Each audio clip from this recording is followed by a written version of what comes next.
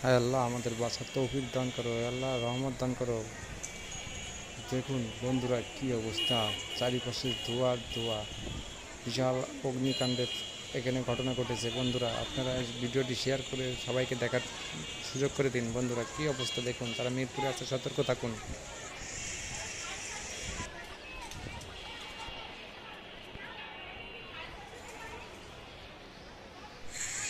দেখুন দর্শক বন্ধুরা, মিরপুরে কি চলছে, মিরপুর যেন এক ধ্বংসযজ্ঞ চলছে।